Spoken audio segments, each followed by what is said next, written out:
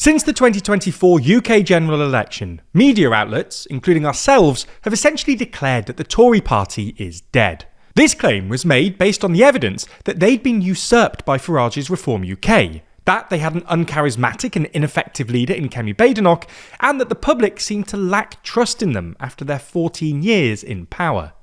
However, polling is starting to show something of a resurgence, with the Conservatives now, for the first time since the election, overtaking Labour to place second in the polls, according to polling aggregators.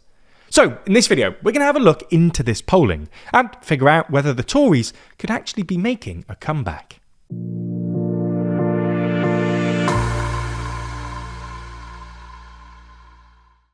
Who is the most influential person in the world? Well, last year, the TLDR audience ranked Donald Trump as number 1, with these people all landing in the top 10. But do you agree? Click the link in the description to cast your vote for our 2026 ranking. Now, it's worth starting with a quick overview of the current state of the polls. Since January, Reform UK has been consistently out in first place, averaging around 29%. This gives them roughly a 10-point lead. However, in the past few weeks, their polling has started to decline slightly, and there's some evidence that they're near their polling ceiling, something we discussed in another recent TLDR News UK video.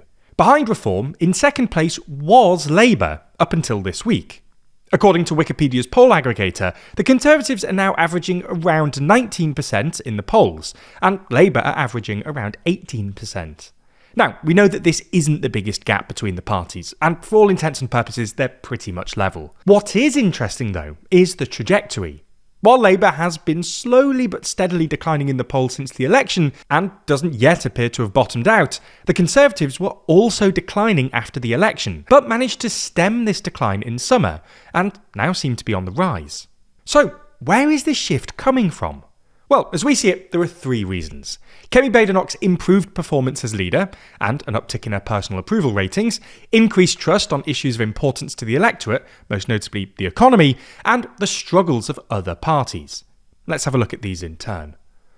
So, starting with Kemi Badenoch and her leadership of the Tory party. In recent public appearances, she seemed to come into her stride, with the Conservative conference this year acting as something of a turning point.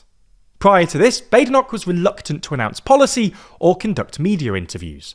But at the Conservative Party conference in September, Badenoch announced a raft of policies, including a promise to abolish stamp duty on primary residences, a promise to introduce a British immigration task force based on the US's ICE, and a promise to repeal the UK's 2008 Climate Change Act. Irrespective of your views on these policies, in rolling them out, Badenoch at least managed to silence critics who argued that no one knew what she stood for. On top of this, since conference, Badenoch's media performance has improved significantly, with the Times describing her response to the budget as Badenoch at her best, fluent, crisp, confident, and appealing to the millions of Brits who'll be wondering why, after all the talk of cuts to the cost of living, are today feeling poorer. In fact, in an article written about her PMQ's performance this week, even the left-leaning New Statesman explained that her demeanour is more confident, calm and cheerful, suggesting that the praise Badenoch has started attracting isn't confined to publications on the right. Perhaps this explains why Badenoch has seen her personal approval rating surge to -15, the highest she's polled this year. This puts her a mere 4 points behind Reform UK leader Nigel Farage, and a huge 32 points ahead of Keir Starmer.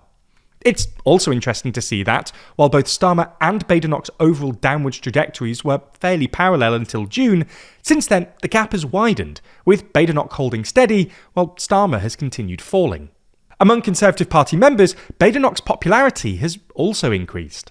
In the latest ConservativeHome poll, Badenoch is the 5th most popular member of the shadow cabinet, with a net satisfaction score of plus 19.4%. While you might expect a leader to be higher up, this is a significant improvement on previous months, with Badenoch's net satisfaction rating in May being 0. The second factor improving the Conservative polling is their performance on the economy. This was a policy area that the Conservatives really struggled on in the run-up to the 2024 general election, with voters generally blaming them for the cost of living crisis and for the effects of Liz Truss's disastrous mini-budget. As a result, from late 2022, Labour consistently polled top when the public were asked which party they thought would best handle the economy. However, towards the end of 2024, after the UK general election, voters became less confident that Labour was the better party on the economy, and the Conservatives overtook them. In fact, more specific polling from YouGov, asking voters about which party they would trust most in certain policy areas, showed the Conservatives ahead of all other parties on managing the economy. There are a few reasons for Labour's decline here, including their attempt to means test pensioners' winter fuel allowance, and decisions to increase both employers' national insurance and the rate of inheritance tax on family farms. The third factor potentially helping the Tories is Reform UK's recent troubles. Despite Nigel Farage having guided his party through a number of crises since the election last year, including factional infighting, the suspension of 2 MPs, and the jailing of a former Welsh Reform leader for accepting money to ask questions in the EU Parliament on the behalf of Russia, he seems to be under quite a lot of pressure at the moment, for both historical allegations of racist abuse and a campaign finance scandal. For context, in recent weeks, Farage has been accused by a number of his former classmates of anti-Semitic and racist behaviour when he was a schoolboy, including allegations that he repeatedly told a Jewish classmate Hitler was right, and made hissing sounds that mimicked a gas chamber. While Farage has denied saying anything racist with malice and asserted that he has never directly racially abused anybody, this scandal has rumbled on for several weeks and risks alienating more moderate former Conservative voters who might have switched to Reform. On top of that, the police are currently looking into claims that Reform broke the law by overspending in Clacton during the general election last year, although this doesn't seem to have cut through much in the media. This is likely what's behind Reform's slight decline in the polls lately. Interestingly, their polling line seems to exactly mirror the Conservatives, but in opposite directions. And while there isn't much polling available that explicitly shows the shift of voters' allegiances, given that Reform's original rise after the election came at the expense of the Conservatives, it's likely that at least part of the Conservatives' recent poll bump comes at the expense of Reform. Now, as a viewer of TLDR News, we know that you're a details person. So you probably check at least a half dozen reviews by forming an opinion, or making a big ticket purchase. You'd read the nutritional information on cereal boxes. You even read the terms and conditions for some app you almost downloaded. So, when you're giving to charity, why should this be any different? Well, today's sponsor GiveWell provides you with those details as an independent resource for rigorous, transparent research about great giving opportunities. For example, their recent analysis of the effect of cash transfers in poor regions of Africa contains over 300 footnotes, which might satisfy even the most meticulous readers. That's because GiveWell has spent 18 years researching global health and poverty alleviation, and only directs funding to the highest impact opportunities they've found. These are things like preventative medication for malaria. It costs about $7 to provide a child with malaria treatment through the high malaria season. These treatments can reduce the number of malaria infections and, with enough treatments, also save a life in expectation. Over 150,000 donors have already trusted GiveWell to direct more than $2.5 billion.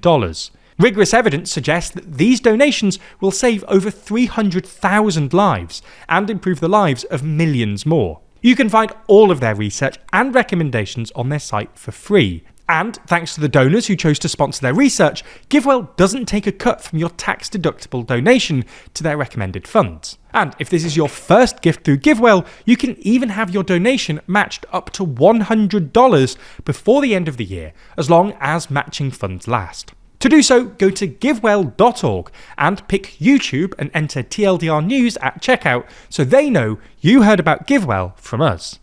Again, that's givewell.org to donate or find out more.